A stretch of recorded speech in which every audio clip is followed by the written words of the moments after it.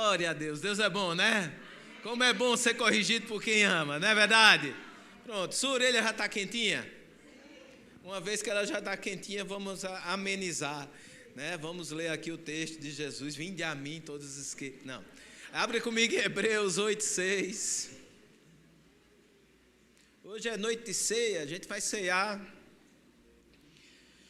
E eu quero voltar num assunto que é recorrente na ceia, mas é sempre uma oportunidade de a gente aprender um pouco mais sobre a aliança de sangue, amém? Hebreus no capítulo 8, no verso 6, diz: agora com efeito obteve Jesus ministério tanto mais excelente, quanto ele é também mediador de superior aliança, instituída com base em superiores promessas. Então, quando a gente lê isso daqui, a gente acha lindo, mas a gente não entende nada. Como assim Jesus, superior aliança, superior promessa, mediador? Como assim mediador? O que isso quer dizer? Por que que isso existe? Se a gente não entende o contexto dessa frase, a gente cai no erro lá do mundo de dizer que Deus é um Deus cruel, que pune com morte todo mundo que erra. Para o mundo, Deus está com um cajado, não é só o cajado, Ele está com um martelo, um machado, alguma coisa assim que possa, esperando você errar, para sentar a ripa em você. É o que o mundo pensa. Se você olhar direito, o povo vai dizer que Deus é tão cruel, que até o filho dele Ele matou. E se você for no Velho Testamento, você vai ver a relação do Velho Testamento e morte. Você vai dizer, realmente isso é real, Deus é cruel mesmo, Deus só quer morte. Mas Deus nunca quis morte para ninguém. Não é o desejo de Deus inicial da criação de que você morresse. Na realidade, Deus não criou você para morrer. Diga, eu não presto para morrer, porque você não foi feito para isso. Não existe morte bonita. Tu já viu morte bonita? Até os filmes querem mostrar morte bonita, aquelas coisas lindas, a pessoa vai, ai meu Deus, a família ao redor, e a pessoa... Eu estava assistindo um filme ontem, negócio que o cara para morrer... É o Conde de Monte Cristo que a gente estava assistindo, amém? Cláudia chamou de quê? De o Conde de Notre Dame. Eu digo, é o Corcunda, mulher. De Notre Dame é o Corcunda. Aí o cara mais velho vai morrer depois de ser soterrado. Aí ele morre a morte clássica do cinema, né? Oh, meu filho, você não pode deixar de ir. Não existe morte bonita, toda morte é feia. Não existe morte que seja aceitável. Qual é o mais esperado? Que nós vivamos mais que os nossos pais, não é verdade? E os nossos pais, mesmo os idosos, velhinhos, lá para os seus 120 anos, você está lá cuidando deles 100 e tantos anos, sabendo que isso vai acontecer qualquer dia. Mas no dia que acontece, você está tranquilo? Você olha para o seu pai, para a sua mãe e diz, finalmente aconteceu, vamos embora, vamos esperar o meu, a gente se encontra o dia lá, a gente vai se encontrar. Não, porque a gente sente... Morte não foi feita para nós. A gente não presta para morrer. Porque o propósito de criação é vida. Na realidade, quando você vai ver, a gente é muito mais resiliente de viver do que de morrer. A gente supera tanta coisa. Já viu aquelas pessoas que quase morreu. Quase morreu de novo. Quase morreu de acidente, quase morreu de doença, quase morreu de... E quantos quase morreu, você nem sequer sabe que já aconteceu com sua vida, mas você é resiliente em viver, porque a essência divina, a essência de Deus em você gera vida e não morte. Se a gente for lá para Romanos, esse texto a gente já bateu bastante aqui, mas eu queria ver só o verso 12, Romanos 5:12. Romanos capítulo 5, no verso 12, diz, portanto, assim como por um só homem entrou o pecado no mundo, e pelo pecado o quê? Pelo pecado o quê? A morte entrou por causa do... Não foi por causa de Deus. Agora, quando você lê isso aqui, alguns podem entender que por causa do pecado, Deus matou. E esse é um entendimento errado, porque Deus não matou por causa do pecado. O pecado gera morte. Deus não tem nada a ver com isso. Muito pelo contrário, quando ele falou e disse, olha, da árvore do conhecimento do bem e do mal tu não comerás, porque no dia que dela comeres, certamente morrerás. Não é certamente te matarei. Certamente morrerás. E por que Deus botou aquela árvore? Por que Deus fez isso? Para que você tivesse escolha. O livre-arbítrio que Deus nos permite é a gente escolher a morte e Ele dizer, é sua escolha. O livre-arbítrio está associado com as consequências daquilo que você escolheu. Se você escolher vida, vida vai ser vivida. Se você escolher morte, morte vai ser experimentada. Mas você tem livre arbítrio, você pode escolher. Então Deus não nos mata como punição do pecado. O pecado nos leva à morte. Morte é consequência. Diga comigo, morte é consequência. Pelo pecado a morte, assim também a morte passou a todos os homens. Por quê? Porque Deus é cruel com a gente. E por causa de um errozinho besta de Adão, Deus o expulsou.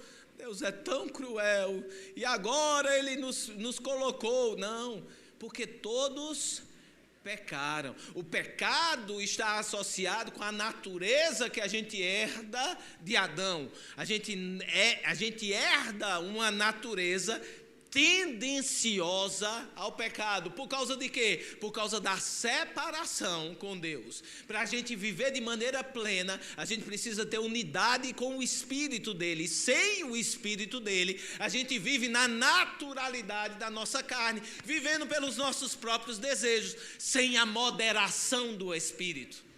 E você já percebeu que não tem fim o desejo da carne? Eu e Eduardo, eu boto Eduardo no barco porque ele está. Hoje ele tentou pular fora do barco. Ele disse, pai, a gente podia ter um dia do lixo, né? Porque passou ali e viu as tortas de Nutella. Como é a torta de Duda? Como é? É o cookie.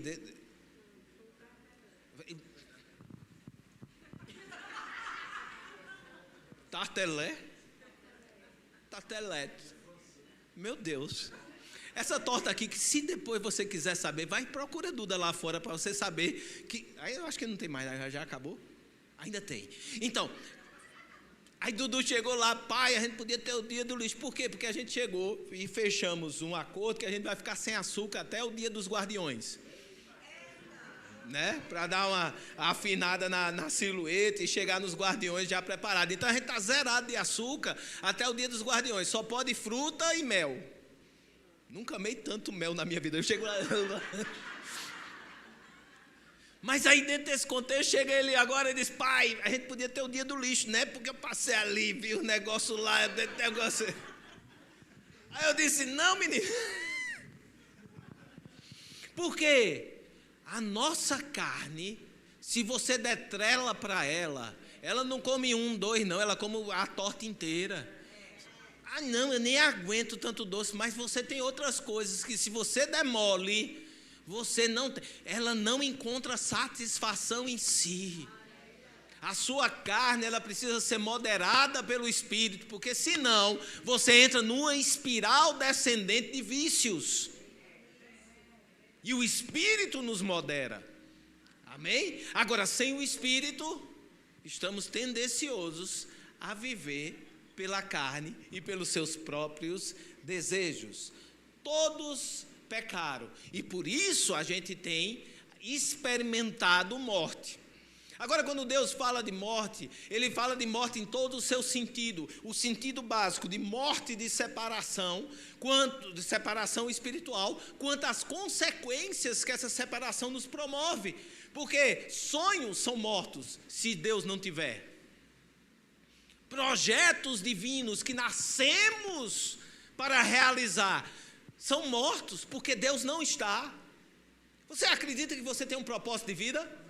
Você acredita que você não é um erro que eventualmente caiu, apareceu na terra? Você não é fruto de uma relação sexual que deu errado e você nasceu? Não. Tem propósito. A Bíblia fala que todos os nossos dias já foram escritos antes que qualquer um deles existisse. Ainda no ventre, a gente já tem propósito de nascimento. Em Deus existe uma história para mim e para você, onde a gente é o personagem principal. Por quê? Porque Ele nos escolheu para viver essa história. Nele temos essa vivência, temos como viver isso, sermos os personagens principais da nossa história. Agora, sem Ele, nós vamos viver papéis secundários. O propósito que a gente nasceu para existir, morre.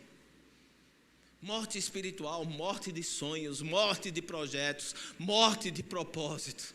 E, enfim, morte física, como consequência do pecado. A Bíblia fala em Hebreus, no capítulo 6, no verso 23. Essas garrafinhas pretas aqui do Rema, tem mais de uma aqui no negócio assim. E teve uma reunião que eu bebi de outra pessoa. Chega, eu estava tomando assim negócio, de repente eu vi a minha assim no canto, eu digo, de quem é essa?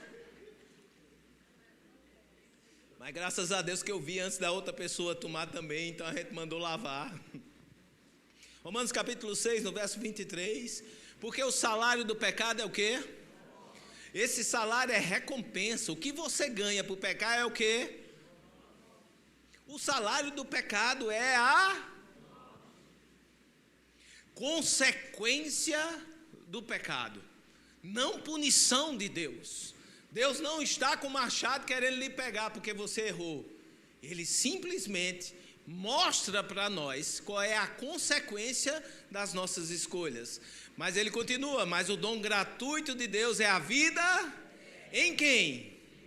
Em Cristo Jesus nosso Senhor. Apesar do pecado, a gente trazer o peso da herança adâmica do pecado, em Cristo Jesus, Deus tem a solução. O dom gratuito que Ele tem é vida eterna em Cristo. Você percebe essa oposição? Quando a gente é estabelecido no pecado, em Gênesis capítulo 4, a maior consequência do pecado é a morte de um irmão para com o outro, o assassinato de um irmão para com o outro. E Caim, ele veio e mata Abel. Caim era para ser o primogênito de Adão, aquilo que ele tinha de melhor, mas dentro do contexto da conjuntura de separação de Deus e do pecado, o que Adão de melhor pode produzir, mata o seu irmão. Forte, Brasil. E dentro desse contexto está estabelecido o que seria geracional. E quando você vai no Gênesis, no capítulo 5, eu faço a comparação de Gênesis capítulo 5 com Mateus capítulo 1. Gênesis capítulo 5, a descendência de Abraão. E ele começa a dizer, Sete morreu, e o filho morreu, e outro morreu, e o outro morreu. Você chega lá no 24, você vai achar Enoque, que andou com Deus, e coloca um fim à geração desgraçada da morte, e diz que Enoque andou com Deus e ele tomou para si. Enoque é trasladado. Então aquela geracional de morte é interrompida por um homem que decidiu andar com Deus. Mas depois de Enoque, Matusalém, seu filho, morreu, e morreu, e morreu. Mas lá em Mateus, no capítulo 1, na genealogia de Jesus, a gente não vê esse relato da morte, a gente vê o relato de gerar. E Davi gerou, e gerou, e gerou, e gerou. E nesse meio de gerar e gerar, lá eu acho que no verso 5 tem Raabe, a prostituta, aquela que ia morrer junto com todo mundo pela decisão dela de se voltar ao Senhor. Ela entra dentro da genealogia de Cristo. Porque aquele que gera vida resolveu morrer em nosso lugar. O ministério de Jesus morrendo, pagando o nosso preço, para que a gente pudesse usufruir de vida. O meu relacionamento nessa terra é com vida e não com morte.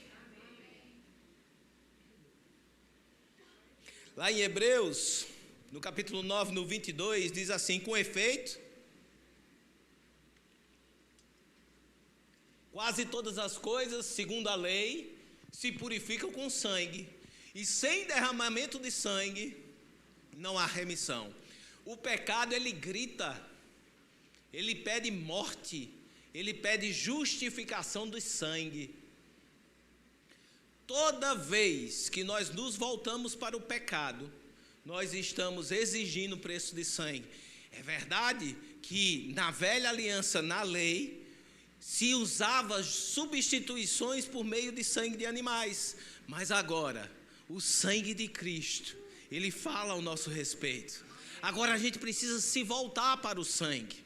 Nós não precisamos mais viver enredados nas nossas velhas paixões. A Bíblia diz: faz morrer essas paixões. Se posiciona contrário, porque agora tem um testemunho sobre você do sangue de Cristo que fala coisas superiores ao seu respeito. Você agora em Cristo não é mais a velha pessoa que você era. Mas pastor, você não me conhece, não conhece meus vícios, meu jeito. Eu digo sim, e você se conhece demais. Você precisa passar a se desconhecer como você se conhecia antes e a se conhecer como Deus te vê. Essa é uma das missões do Espírito Santo, nos revelar aquilo que já somos nele. Mas se a gente fica preso a essa realidade natural, a gente fica preso às nossas fraquezas. Mas Deus já nos fortaleceu em Cristo Jesus para superarmos cada um delas. O sangue dele fala a respeito de você. Você sabe o que o sangue fala a seu respeito? Você sabe? O sangue de Cristo testifica a respeito de você diante de Deus. A Bíblia fala lá no livro de Jó que Deus estava muito feliz com a vida de Jó, e Satanás chegou na frente dele e disse, e Deus disse: "Vixe, meu filho". Isso fala muita coisa, gente. Deus está feliz com você estar bem. Deus está feliz com você estar bem. Você não é apenas mais uma peça no tabuleiro de xadrez. A gente pensa que a gente é um peão velho. Quem me dera ser um bispo. Bispo é pior, que a gente troca um bispo por um cavalo. Pelo amor de Deus, você não é uma peça num tabuleiro de xadrez. Você é importante para Deus. Para Ele te vê pessoalmente, não corporativamente. Vivemos corporativamente, somos ungidos para ser uma bênção uns para os outros, mas o nosso relacionamento é pessoal. Ele nos vê, Ele nos conhece por nome. Eu gosto quando Jesus ressuscita, Maria está lá procurando, vê Jesus, não o reconhece, e ele diz: "Onde levastes? Onde botasse o meu Senhor?" E ele chama ela pelo nome, e quando ele chama ela pelo nome, ela faz Rabi. O reconhecimento de quem você é nele, e está diretamente relacionado ao seu relacionamento pessoal. Ele te chama pelo nome. E isso traz revelação. Quando você se submete a esse relacionamento, a essa vivência com Ele, você vai provar daquilo que Ele tem. O sangue de Cristo fala ao seu respeito. Você sabe o que Ele diz? Você já parou para ouvir? Você já parou para ser convencido? Porque se o sangue de Cristo me diz que eu sou justificado, como é que eu posso ter esse senso de injustiça dentro de mim? Se o sangue de Cristo diz que eu sou santo, por que eu me sinto inapropriado? Se o sangue de Cristo me dá acesso à presença de Deus, por que eu fujo? O que é que o sangue fala a teu respeito? O que é que o sangue de Cristo fala a respeito de você?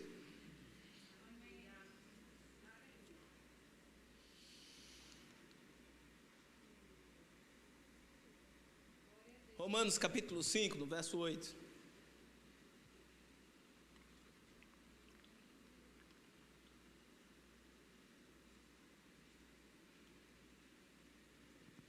Pastor, eu não sei se Deus me ama, se Deus me quer. Eu não entendo bem essas coisas, Mas a Bíblia fala em Romanos capítulo 5, no verso 8 e 9, diz: mas Deus prova o seu próprio amor para conosco pelo fato de ter Cristo morrido por nós, sendo ainda nós pecadores. Logo, muito mais agora, sendo justificados pelo seu sangue, seremos por ele salvos da ira. A Bíblia fala sobre uma ira divina, e isso eu não estou querendo passar pano nisso. Porque muita gente fala, vocês falam desse negócio que Deus não mata, Deus não pune, Deus não faz nada assim. A gente está desdizendo a Bíblia, porque a Bíblia diz que ele se ira contra o pecado, que ele vai se levantar juiz, que ele julgará a todos, e é verdade. Isso é bíblico, está lá. Mas a Bíblia diz também que nós, através do sangue, somos salvos dessa ira. Porque a ira é direcionada não para o pecador, mas a ira é direcionada ao pecado. E todo mundo que estiver envolvido com o pecado vai pagar o preço e vai sofrer da ira divina, porque é a ira de justiça de Deus manifesta, mas a justiça de Deus é plena em Cristo Jesus. Uma vez que você está em Cristo, todo o preço já foi pago. E agora você é a justiça de Deus em Cristo. Então ele morreu por você. Isso é a prova maior do seu amor. Aí você pode dizer, mas pastor, nós temos a nossa justiça, nós temos que fazer as coisas também. E esse é o grande problema no meio dos crentes. Os crentes querendo ser justos. Você acredita que você não é capaz de ser justo? A Bíblia fala que quando uma parábola de um cara saiu a semear e semeou um trigo num campo. E a Bíblia diz que o inimigo foi lá e semeou joio. E quando cresceu, que nasceu e viram que tinha joio, o servo chegou para o dono do campo e disse, você quer que a gente arranque o joio para ficar só o trigo? Ele diz, faz isso não. Porque vocês vão arrancar trigo junto do joio e vocês vão deixar joio. O que é que Jesus está dizendo isso para a gente? A gente não tem a capacidade de julgar quem é joio e quem é trigo. Por melhor que você seja, por mais crente de igreja, não sei quantos tempos você está na igreja, pastor, eu tenho 40 anos de igreja. Não é possível que eu não sei dizer se o cara é crente ou não é crente. Ele sabe não. Porque vai ter gente que você vai olhar e dizer que não é e é, e vai ter gente que você vai olhar e dizer que é e não é. Ele não confia na nossa capacidade de saber quem é o joio e quem é o trigo. Você não foi chamado para isso, agora você foi chamado para arregar tanto o joio quanto o trigo, e naquele dia ele vai separar. E eu vou dizer, vai ter muito crente dizendo, meu Deus, tu estás aqui, é? E vai ter outros que a gente vai procurar. Cadê fulano? Está aqui não? E está onde? Está no acampamento de verão.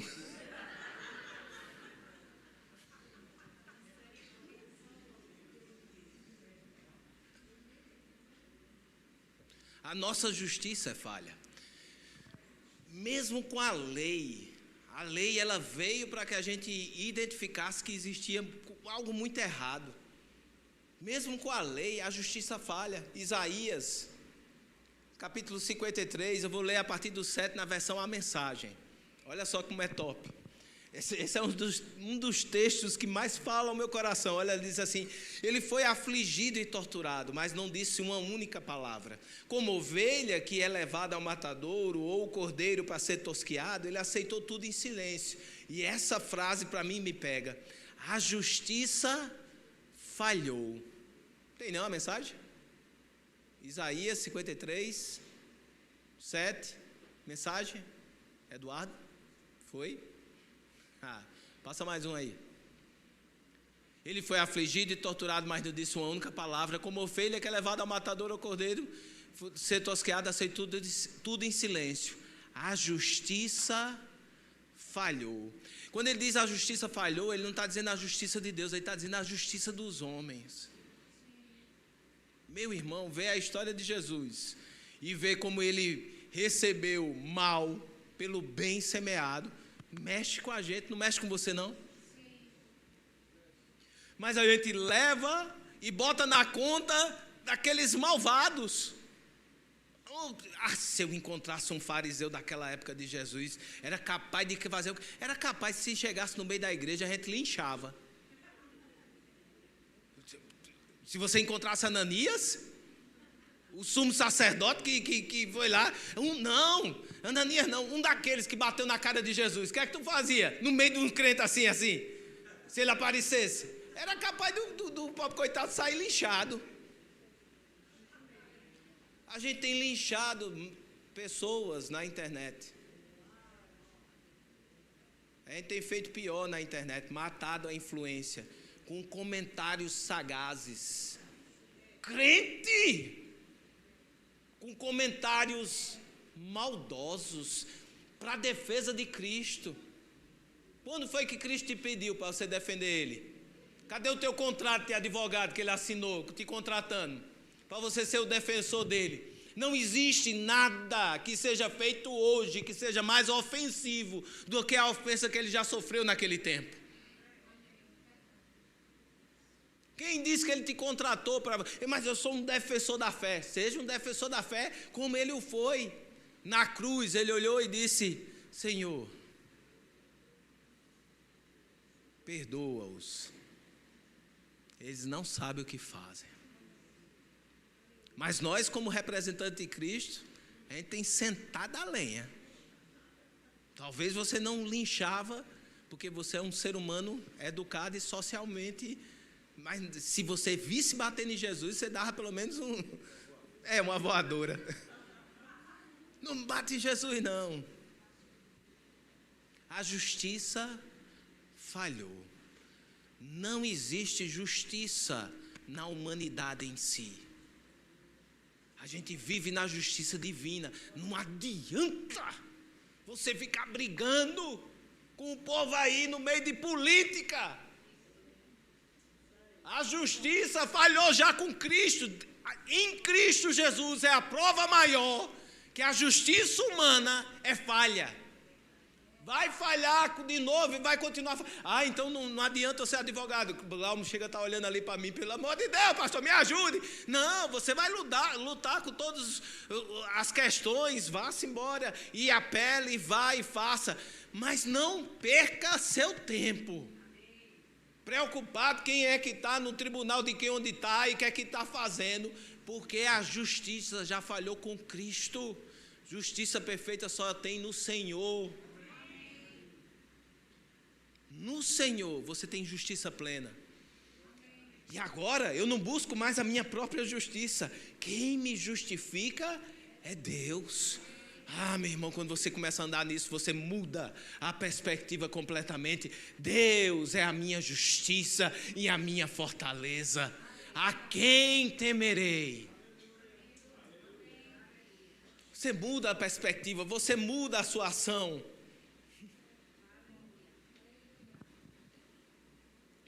Gálatas capítulo 3, no verso 11.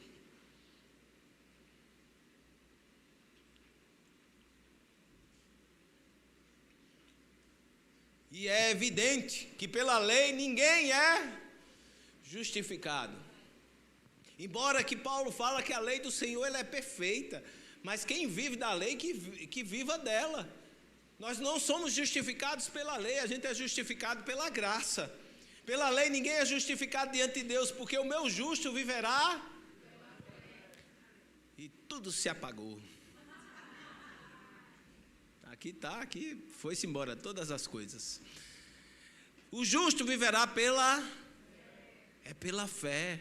No Romanos capítulo 1, 17, também falando sobre o justo viverá por fé, diz que visto que a justiça de Deus, Romanos 1, 17, visto que a justiça de Deus se revela no Evangelho, de fé em fé, como está escrito, o justo viverá por fé.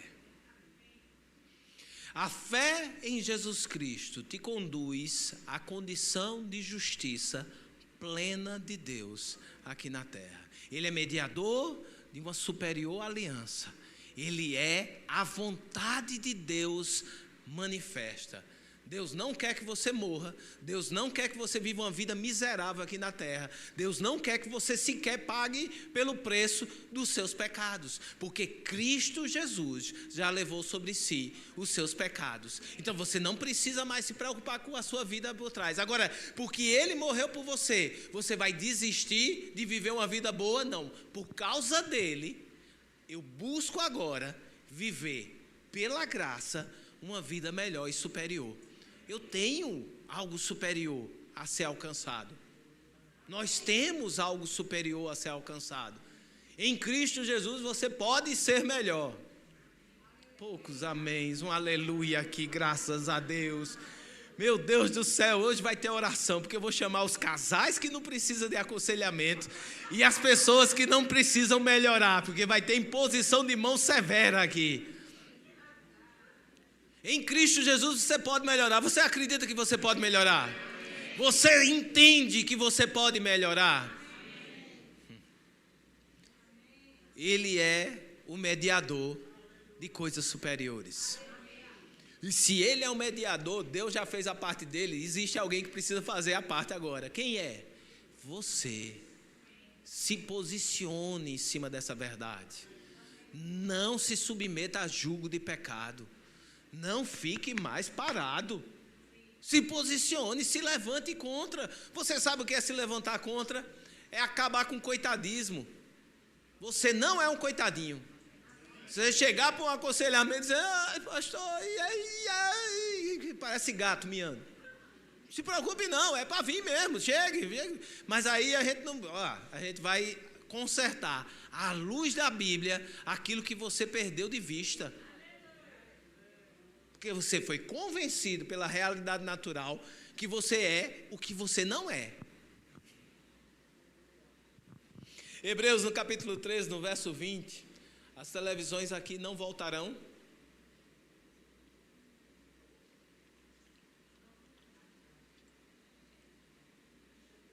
Amém. Eu vi vários dedos levantando assim, um disse assim, outro fez assim, eu não entendi nada, mas estou crendo que está sendo corrido para resolver.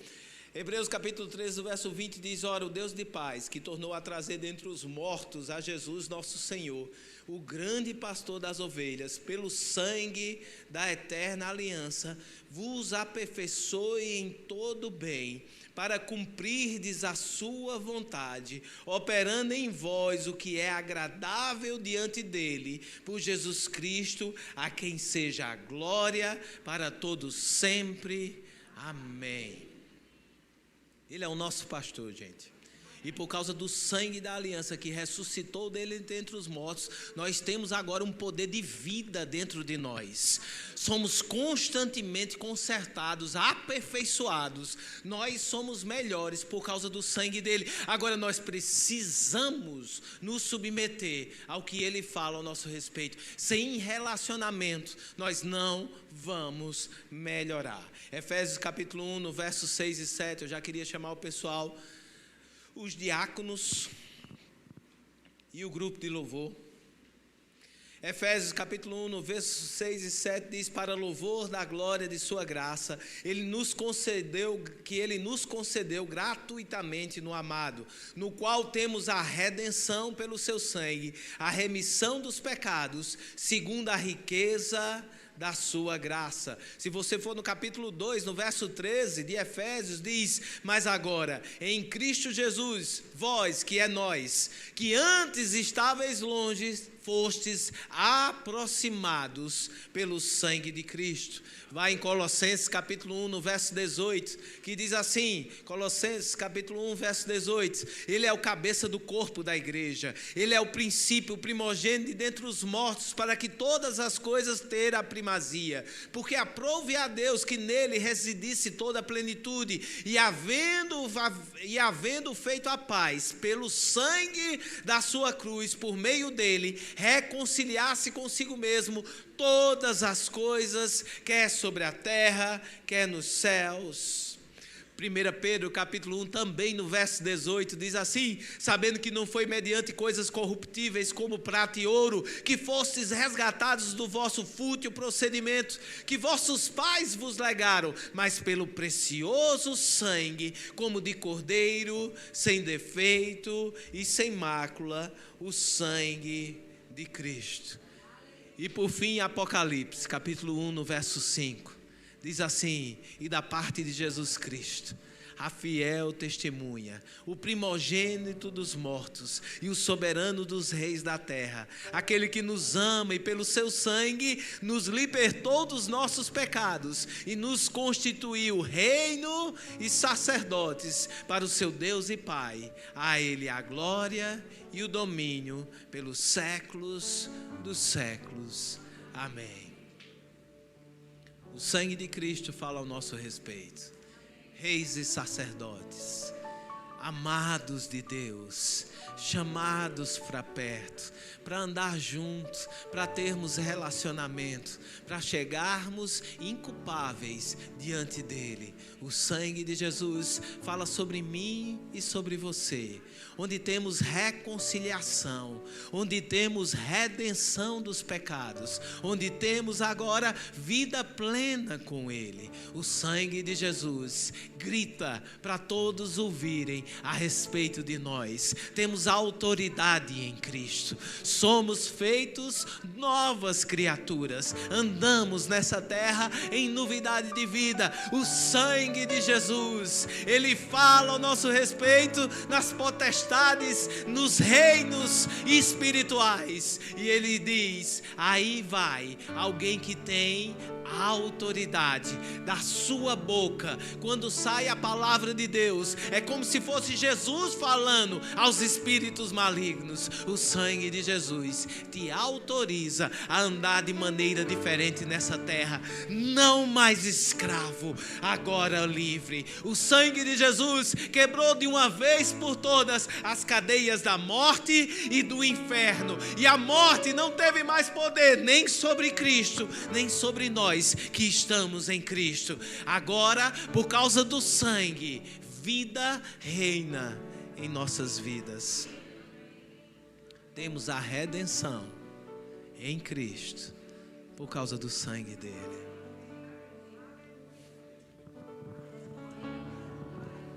Você consegue se alegrar? Nos atalaias, os atalaias funcionam assim: a gente pressiona os céus e os céus respondem. A Bíblia diz: passareis a orar a mim e eu vos ouvirei, serei achado de vós. E nos atalaias a gente deu uma apertada no céu e o céu respondeu. E ele diz que algo novo está por vir. Isso fala em favor da palavra profética que a gente recebeu nesses dias. O fim de ciclos desgraçados, de perda e de derrota. O fim de ciclos que vem te acompanhando há anos, te trazendo e te derrubando, e te trazendo e te derrubando, e fazendo com que você tenha experiências negativas por tudo que você viveu no passado. O passado não te define. Cristo Jesus quer gerar algo novo em você. Chega do ciclo de morte. Colocamos fim no ciclo de morte. Uma vez que estamos em Cristo, vida é gerada dentro de nós. Cria uma expectativa. Sai daqui essa noite com uma expectativa por dentro, gerando vida em você. Gerando vida em você. Gerando vida, começa a gerar uma expectativa de vida, de algo novo. Você vai provar de coisas novas em Cristo Jesus. Entende o poder que está associado com você. Se tivéssemos cartas de pessoas importantes, se tivéssemos cartas, procurações de juízes importantes, a gente saía com o peito erguido e dizendo: está aqui a minha procuração, olha aqui o meu direito.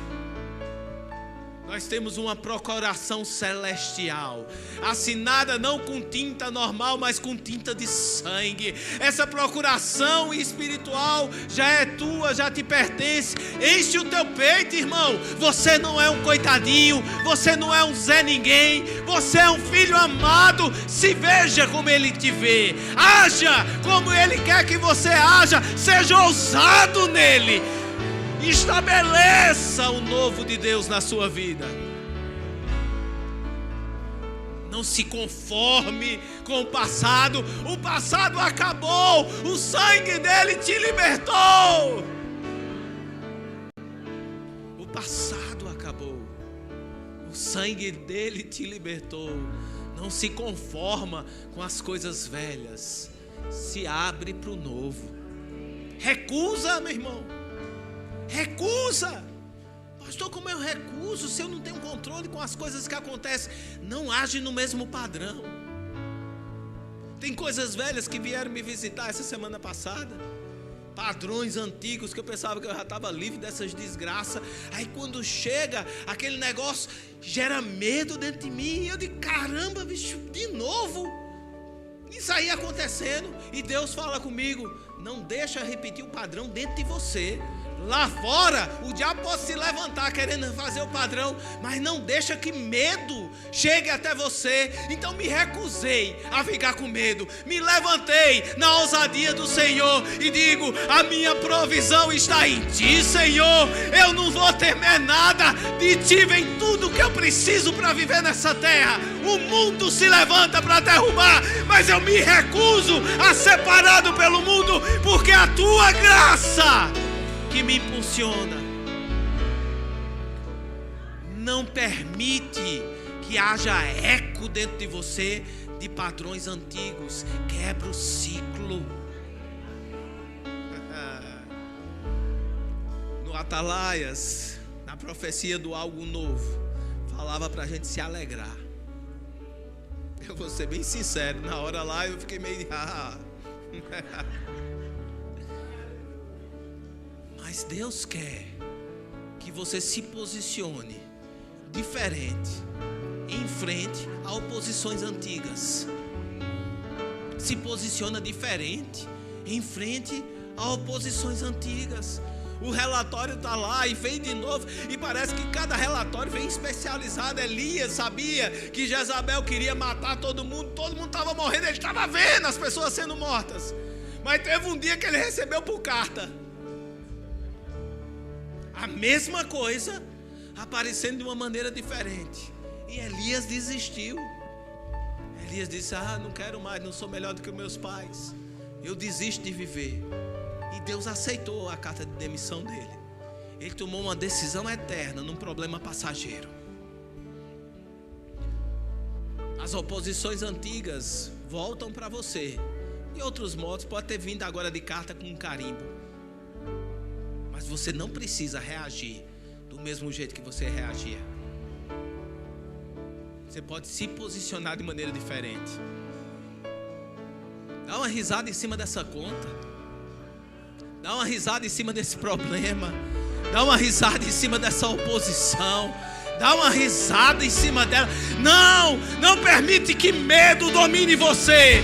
Jesus, quando olhou para aqueles discípulos com medo da tempestade, disse, por que vocês se deixaram dominar? O medo pode chegar, mas ele não tem mais poder de dominar, porque Jesus está no barco. Não se permita mais perder uma noite de sono quiser, por causa desse problema. Uma noite de sono, mas não se permita. Não, mas eu vou passar a noite orando. Não passe, vá-se embora, vá dormir. Porque às vezes é preciso mais fé para você ir dormir e descansar, do que você passar uma noite orando nervoso. Não se permita repetir padrões dentro de você. Quebre os padrões dentro de você. Existe força e poder suficiente para o padrão ser quebrado.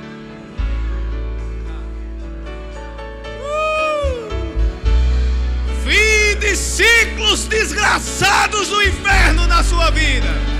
Algo novo vem.